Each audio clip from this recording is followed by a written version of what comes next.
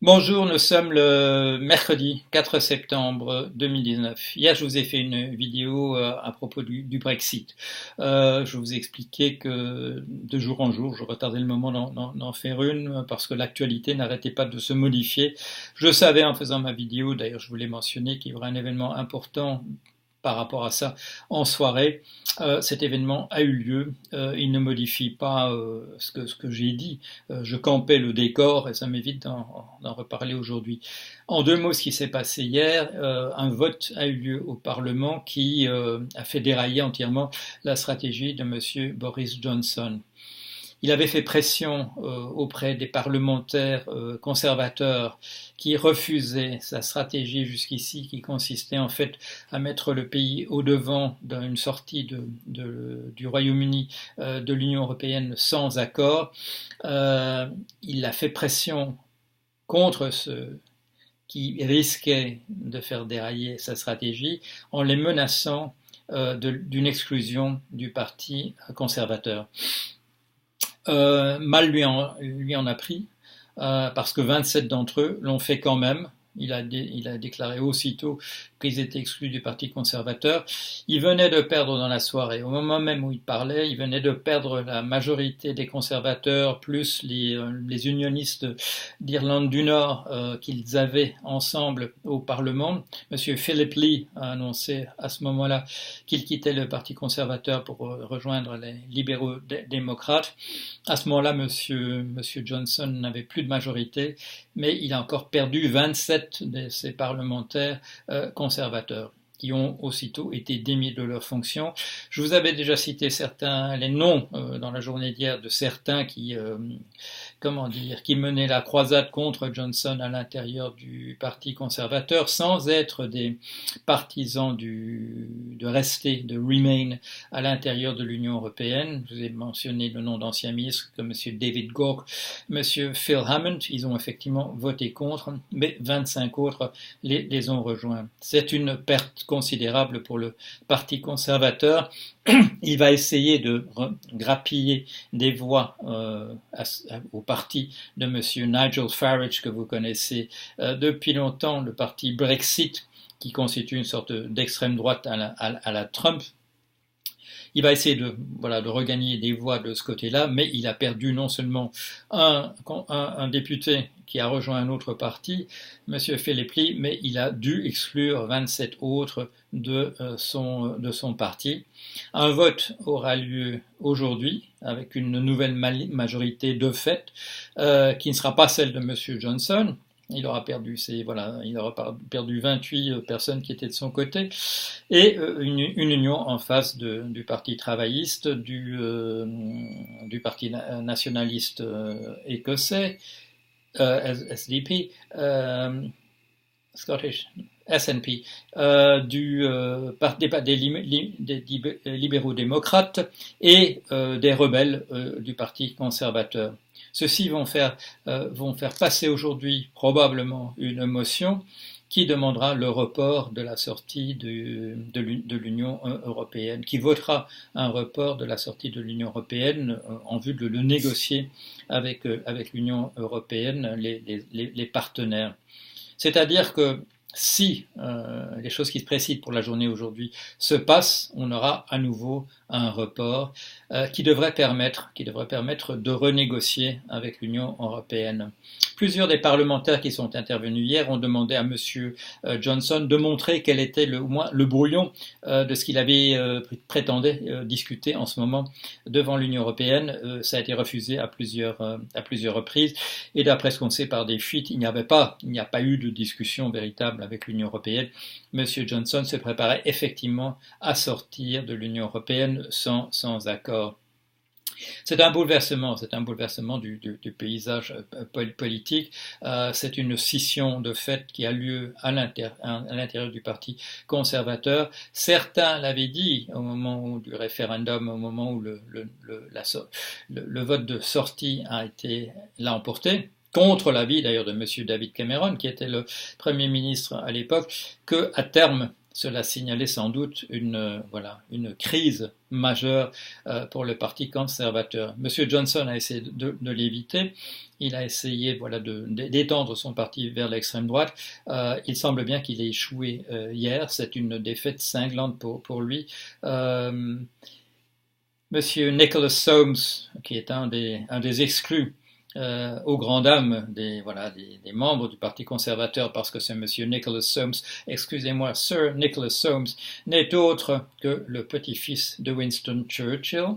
Et si vous regardez les photos, vous verrez qu'il ressemble. Et ce monsieur a eu le panache d'annoncer son ralliement au camp des sécessionnistes par le hashtag MeToo, moi aussi. Voilà, donc c'est un monsieur qui a de l'humour. Le Parti conservateur est dans ses derniers dessous en raison de cette stratégie extrêmement dangereuse que M. Johnson a voulu lancer. Rien n'est réglé, il y aura encore beaucoup de discussions, il y aura encore beaucoup de revirements, de coups de théâtre, certainement, mais dans les jours qui viennent, et en tout cas avant le 31 octobre, on est dans le Royaume-Uni est dans une situation de crise qu'il n'a pas connue depuis très très longtemps. Je pense à la question royale à une époque, mais il n'y en a pas eu, je dirais, de crise de cet ordre-là aussi importante depuis. Que va-t-il se passer? Je n'en sais rien. Vous avez vu et j'ai fait un petit résumé comme ça de la situation. Vous avez vu, je m'avance pas souvent à faire des prévisions. Bien entendu, comme j'avais prévu la crise des subprimes, j'avais expliqué que ce secteur tout à fait marginal au sein de l'économie américaine, appelons-le par son nom, des prêts accordés à des gens qui n'ont pas beaucoup d'argent pour acheter des petites maisons, ça n'a jamais constitué quelque chose de significatif dans l'économie américaine. Il fallait qu'un certain nombre de personnes, je vous l'ai dit, c'est 3 ou 4 ou 5, voient la ligne qui s'était créée entre ce secteur minuscule d'autres choses à l'intérieur de l'économie et de la finance américaine pour prévoir une crise de ce type-là. Dans ce cas-ci, dans le cas du Brexit, c'est autre chose. Si bien que si on me posait la question de pourquoi dans ces deux cas-là avez-vous fait une prévision et je ne vais pas vendre la peau de l'ours avant qu'il ne soit tué, mais je peux aujourd'hui, parce que les choses vont vraiment, je dirais, dans mon sens, je peux quand même dire la chose suivante. Qu'est-ce que j'ai fait dans les deux cas? Monsieur le stagirite, monsieur Aristote, serait content de l'élève que je suis, parce que j'ai pris au sérieux, vous le savez, j'ai remis à l'ordre du jour sa théorie de la formation des prix, en montrant, j'espère, que c'est comme ça que les prix se constituent, comme il l'a dit lui, au IVe siècle avant Jésus-Christ, et pas selon la loi de l'offre et la demande. Mais ce monsieur, je l'ai bien étudié aussi pour tout ce qui est de l'ordre de son organon. Son organon, c'est tout ce qu'il a écrit que nous appelons aujourd'hui de la linguistique, de la logique, et tout ce qui a un lien avec le langage. Et il a parlé aussi d'autres choses qui allaient être développées par les stoïques, en particulier pour ce qui est de l'ordre de parler de ce qu'on pouvait dire de l'avenir. Mais M. Aristote avait quand même dit la chose suivante. Il avait dit, à propos de l'avenir, on ne peut dire avec certitude que deux choses. On peut dire des choses qui sont nécessaires, qu'elles vont certainement avoir lieu, et on peut dire des choses impossibles, qu'elles n'auront certainement pas lieu. Voilà, c'est vrai, tout ça reste absolument du bon sens, bien que la théorie des probabilités a essayé de se frayer un chemin entre les deux. Dans le cas des subprimes, comme je viens de le dire, quelque chose apparaissait de l'ordre du nécessaire. Il y avait un lien nécessaire entre les subprimes et une crise majeure à l'intérieur de l'économie et de la finance américaine, et même en fait de l'économie mondiale. Dans le cas du Brexit, là, on n'est pas dans l'ordre de la nécessité, on est plutôt dans l'ordre de l'impossibilité. Pourquoi est-ce que j'ai dit du vote positif sur le Brexit qu'il n'aurait pas lieu? Parce qu'il m'apparaissait et il m'apparaît toujours impossible. Pour deux types de raisons, je l'ai répété hier. Premier type de raison, la nécessité économique, l'impossibilité de détricoter l'intégration du Royaume-Uni à l'intérieur de l'Union européenne, et peut-être encore surtout, et je vous expliquais, ça m'est venu comme ça, j'y avais jamais pensé avant, une raison peut-être un petit peu affective de mon côté de comprendre ce que c'est que les accords du Vendredi Saint de 98 qui ont mis fin à la guerre civile en Irlande du Nord. Guerre civile, et l'anecdote que j'ai racontée hier le prouve, qui était aussi une guerre civile à l'intérieur même du Royaume-Uni d'une certaine manière.